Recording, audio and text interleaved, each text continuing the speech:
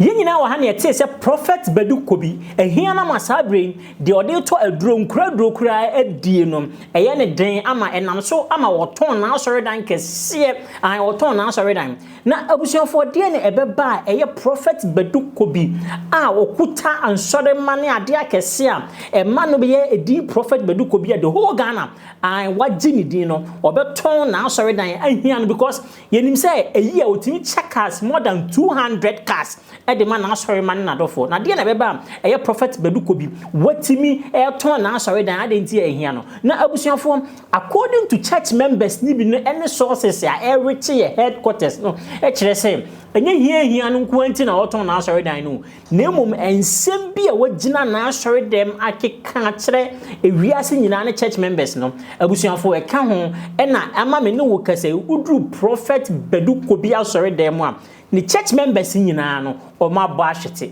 omo abo ahwete ama sabe je Sunday kura no se oya asori a church members 50 kura no obre ansa ene wanya ai ni nyina ateko ni nyina ne se prophet Badu Kobi timi gina na asori dem one Sunday blessed morning bi on the pulpit a okuta microphone now sorry ni mu aboma onim se sabe die prophet obehye nkoma na so obeka nyame asem e de akere wo mu bie na no a oka kire eye na sorry members na any wiase nyina said infantifo a eye your friend say central region yenuanom infantifo yenuama mu free central region infantifo no sebi mprebiasa me na metu sebi but prophet Badu Kobi de want to sebi wose infantifo ma nyina agimi ai wose infantifo ma nyina agimi na okeka ya koduru se okoduru asantefo so na eduru asantefo so kura de eni kura de bobo nso bowa osi ebo engase pamapam wose wono prophet Badu Kobi se ode be ware asantini pa de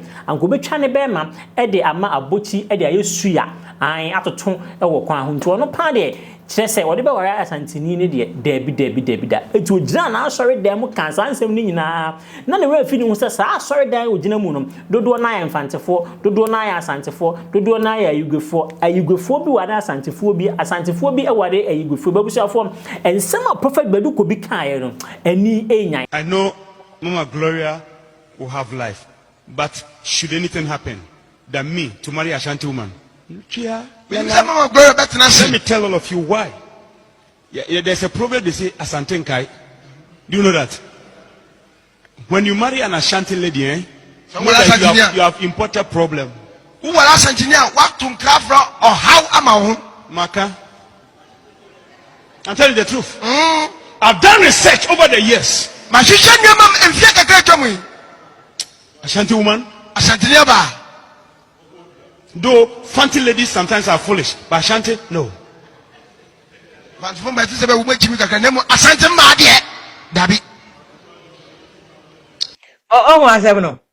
When you say these things against people, who guys are sorry never so? Ashanti for man, ye omu greedy. FANTI for man, the omu foolish. We are someone ye de chechire Nyankopon sorry.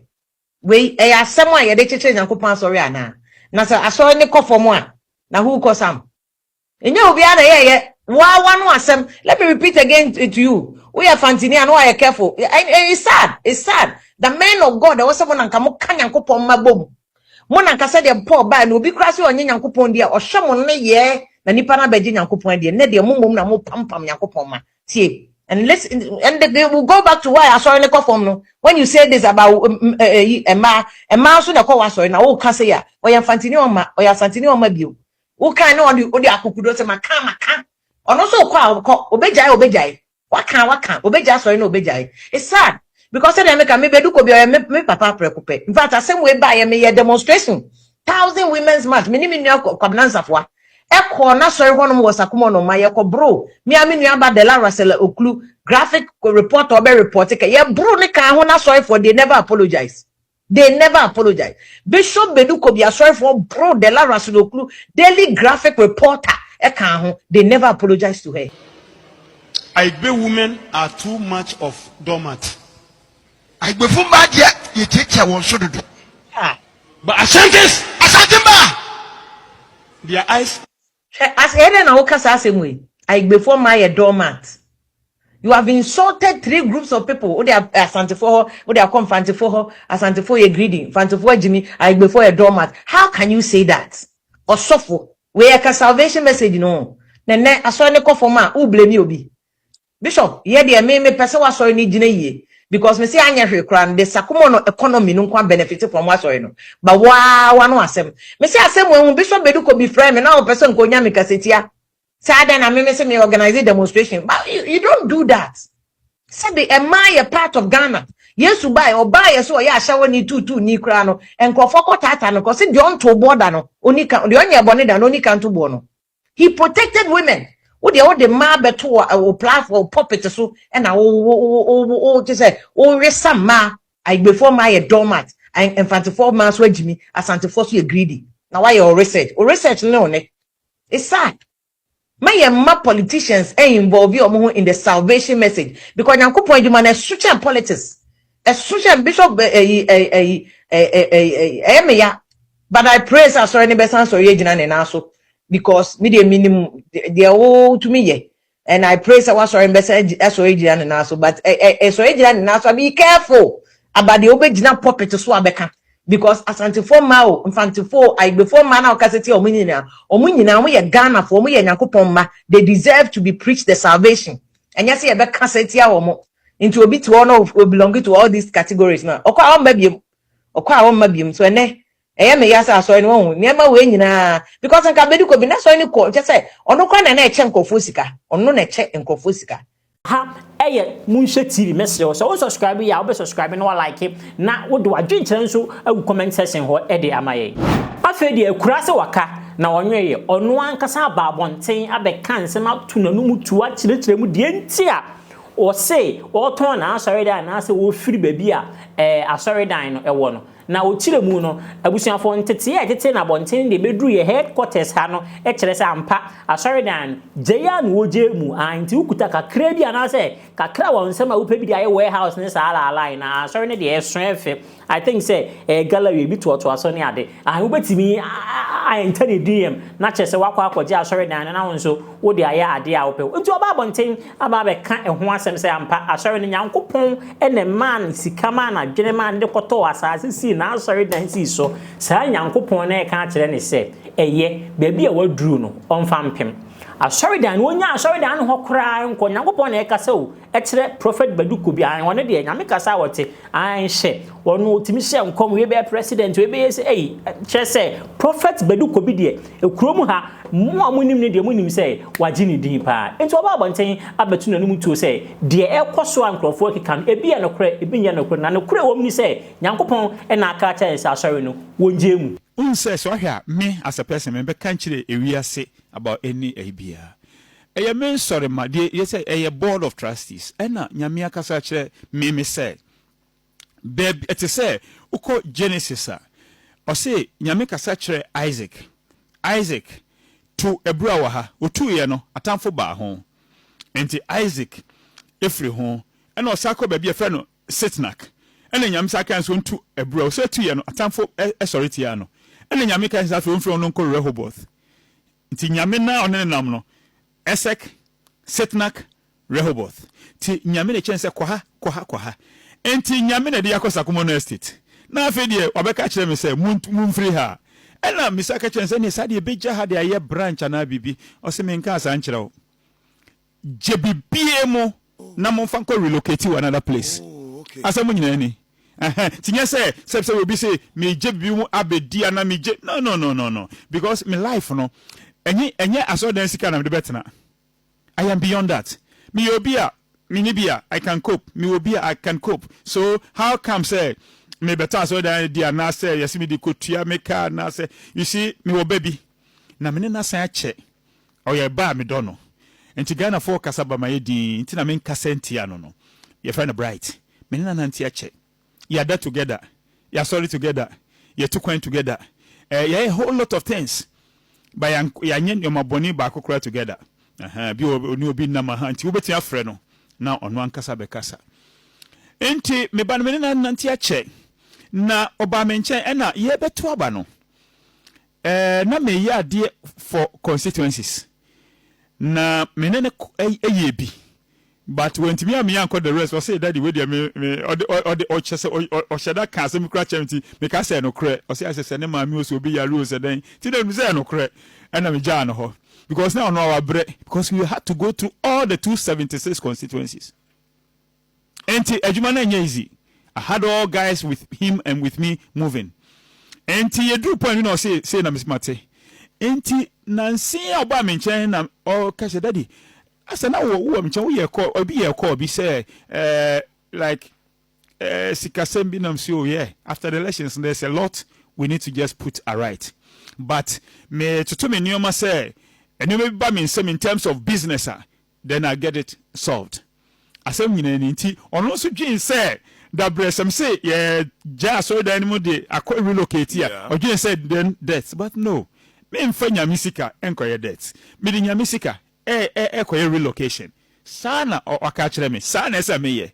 And it's just obedience. Now can you obedience and me Badu Kobi as well than the me just obedience. Live here, go here. God, let us leave this one for anything. Yes. It can be for branch. It can be for a church to just be there because church obey me no. Me no ma kodin komo say me free signboards whatever na omo enyusu.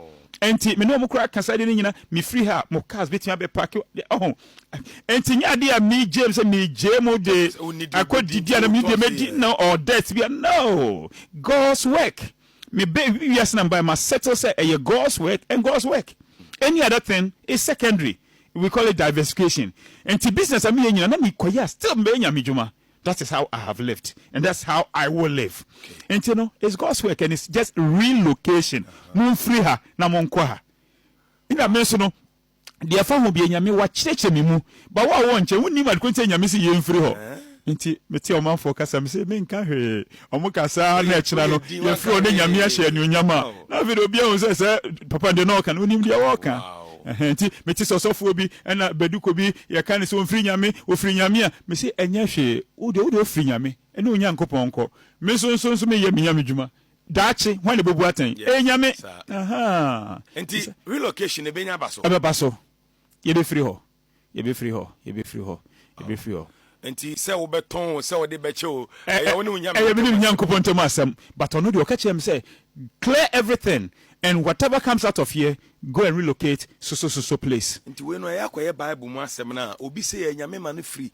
I think say Israel for no. Even no so na mon ko Israel. And na Abraham free baby awo neko. Yes sir. Relocation our Bible mu. Our Bible mu. Say na can say from Esek all the way to Setnak all the way to Rehoboth. Nti Bible mu. Enti obi kasa na my enti na main commenting prophecies say so Badu Kobi because ne bana beka say me bana beka because ono no gye say he is sympathizing with his father me wo obi ansoma no obi enso ni do ye odimrika ono say we no odimrika be pa ma che say daddy ade amanyu say wuti ade ompe na so mate dada ono akan ono ba say o kasa na o kasa papa say ma make de okay o aha say papa say ma make de fa che me thank you say nya de a oni beje ho de thank you so say make okay thank you yeah say me tie no thank you thank you meaning say on the broadcast information ko bi ante because church members are catch on based on board of trustees your meeting and we catch church so obia ya address with it you can over more than one Sunday ya kasa and this on only kwa bonti have there and na Badu Kobi no watch na Badu Kobi to under na Badu a whole lot unya course pa that time no too much but baby how man pick it when God speaks to you don't try to explain yourself to men. Nyame kasa don't try men nipa betimi akasa omu amfiri omo nchen cause the obabua ona nkasa pa na nkasa no there's no need to talk to men there like that na say asase fofo na be koso no betumi ne ya share na yentwen ansa yentwen ansa you do ha omo abehwe ti nyame djuma ne de wumfiri mu kra me nko ba bia me ya kowie I have a lot of souls to save. Say no who testimonies na ekoso no. Inti me yes adwuma na microphone ho atom me desire enye sikampo amde me nipa. Me desire say nipa ho betom wiase. Na me ko wiom say Badu Kobi betina wiase no ye ho toye eno a ade ba kwa me dey feel na say your 31st all night said you now you know 1111 when was the last time oh my 31st unsa na eno na ye to so na your boss dampare I wish him well wherever he is. Yeah. And no buy an afido say there be ni modifobia and shankom or put to fear and panic. But meteorologist cry put to fear and panic in us. In sure better and you may say we be see other a form put to fear and panic. Young quite say there be. And we decided say we be so so if you na musro nipa there be nipa ni enormo say no person be tinya me asamase.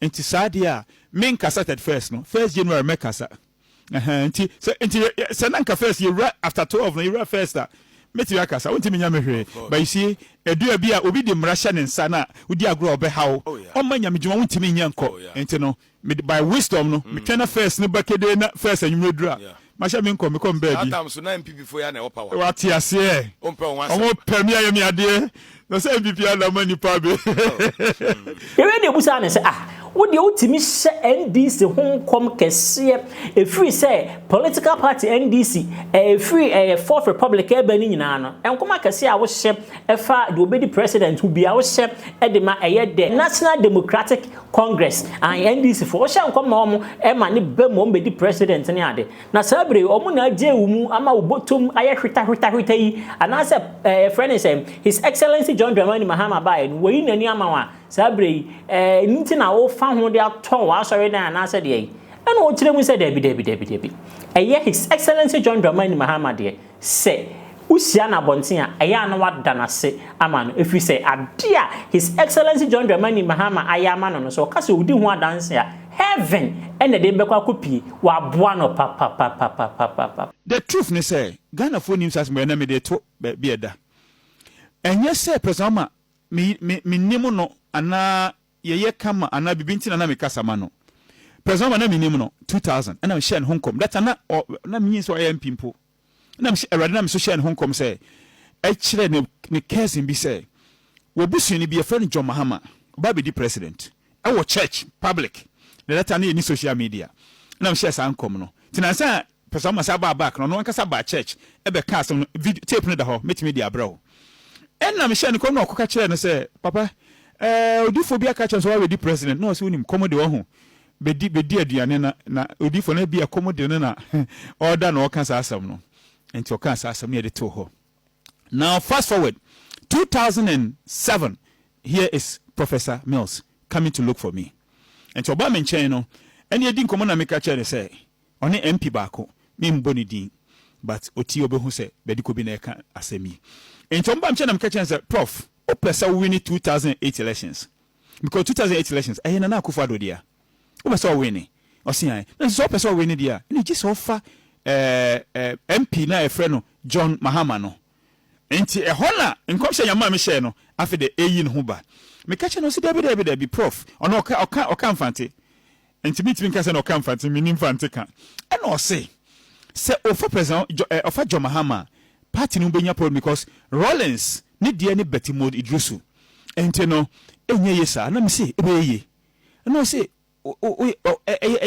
sure na me say prof ebeye enti okoe no sa ba biom sa sama meka no enye easy sa o so bokwa ko fa John Mahama Rollins imprino and am so nim me ka kire so tie me na o ya o legacy betna se ko nipa na friend John Mahama no ba obemo o legacy atna se chichu so no na ono na nyame achuso no edna ma o me nchuso obi ebiom na me kai se that enwumre no o ka kire me se odifo esanse wakasa ase wintunim meye at every risk meye ena omoko yishia ya President Rollins anite no na ochuso John Mahama dada se na ye yo enye se Rollins prince Rollins bedru ho no ochuso John Mahama dada enti se na koye then fast forward 2008 elections on my way now current president John Mahama abeye vice president enti na me hwese ne ade ne konya me so unim sa nipa e friend John Mahama no ne destiny concerning presidential na yi no me dia sha wonsa